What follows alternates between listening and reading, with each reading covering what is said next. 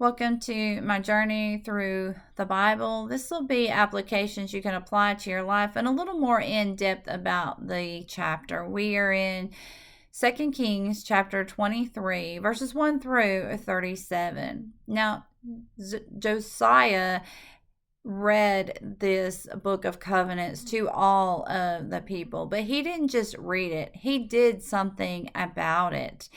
And it is not enough for us to say that we are believers. We have to do something about it. Our actions have to show our faith. And faith without works is dead. That's in James 2:20. So simply talking about doing the right thing is not enough. We must do the right thing.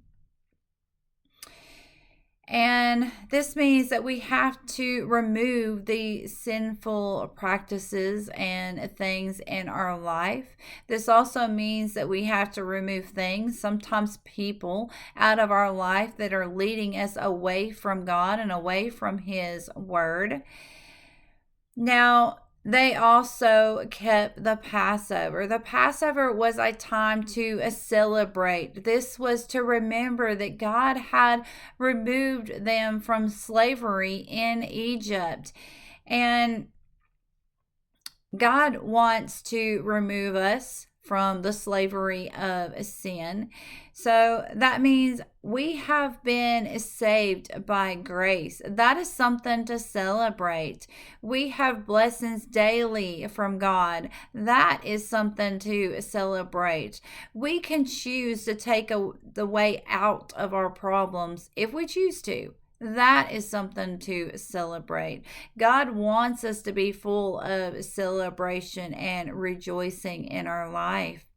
John 10:10 says, those that believe in Him, they have the most to celebrate. But we must be obedient to God. We must listen to His laws. And we have to recognize our sin. This is how we're obedient to God. We recognize our sin. We eliminate that sinful practices.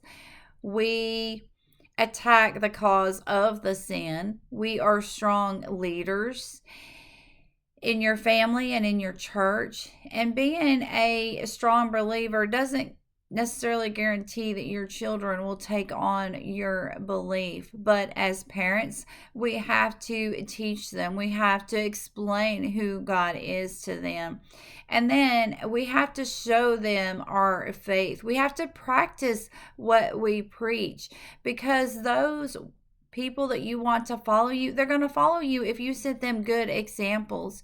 You can't preach one thing and then do the opposite. You have to practice what you preach, and then others will follow you. May God be with you in everything and every way.